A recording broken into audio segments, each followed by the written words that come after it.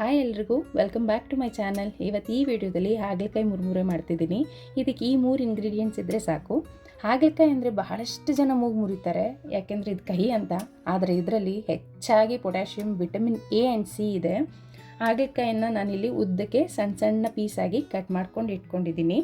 ಈಗ ಒಂದು ಪಾತ್ರೆಗೆ 3 ಹಾಗಲಕಾಯಿಗೆ ನಾನಿಲ್ಲಿ ಅರ್ಧ ಲೀಟ್ರ್ ನೀರು ಹಾಕಿ ಬಿಸಿ ಮಾಡ್ತಿದ್ದೀನಿ. ಇದಕ್ಕೆ ಹಾಗಲಕಾಯಿ ಮತ್ತು ಉಪ್ಪು ಹಾಕ್ಕೊಂಡು ಮೀಡಿಯಮ್ ಫ್ಲೇಮಲ್ಲಿ ಬೇಯೋಕ್ಕೆ ಇಡ್ತೀನಿ.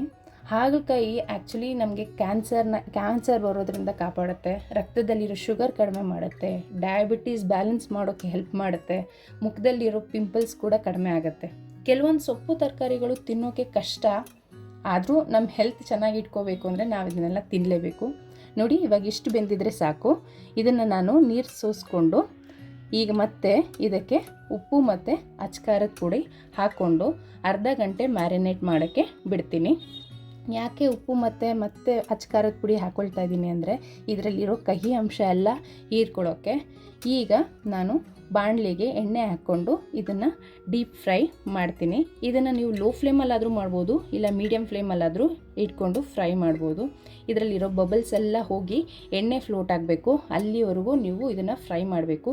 ಹೀಗೆ ಮಾಡೋದ್ರಿಂದ ನೀವು ಇದನ್ನು 1 ವಾರವರೆಗೂ ಇಟ್ಕೊಂಡು ಒಂದು ಬಾಕ್ಸಲ್ಲಿ ಇಟ್ಕೊಂಡು ನೀವು ಇದನ್ನು ಬೇಳೆ ಸಾರಿಗೋ ಇಲ್ಲ ಮೊಸರನ್ನಕ್ಕೋ ಹಾಕ್ಕೊಂಡು ತಿನ್ಬೋದು. ಸೊ ಇದು ನಿಮ್ಗೆ ಗೊತ್ತಾಗಬೇಕು ಅಂತಂದರೆ ಹೀಗೆ ಎತ್ಕೊಂಡು ಇದರಲ್ಲಿ ಒಂದು ಪೀಸ್ ತಗೊಂಡು ಹೀಗೆ ಮುರಿದಾಗ ನಿಮಗೆ ಅದು ಹಿಂಗೆ ಕಟ್ಟಾಗಬೇಕು. ಅಲ್ಲಿವರೆಗೂ ನೀವು ಇದನ್ನು ಹಾಗಲಕಾಯಿನ ಫ್ರೈ ಮಾಡಿದ್ರೆ ಸಾಕು. ಈ ವಿಡಿಯೋ ಇಷ್ಟ ಆಗಿದರೆ ಲೈಕ್ ಆ್ಯಂಡ್ ಸಬ್ಸ್ಕ್ರೈಬ್ ಮಾಡಿ. Thank you.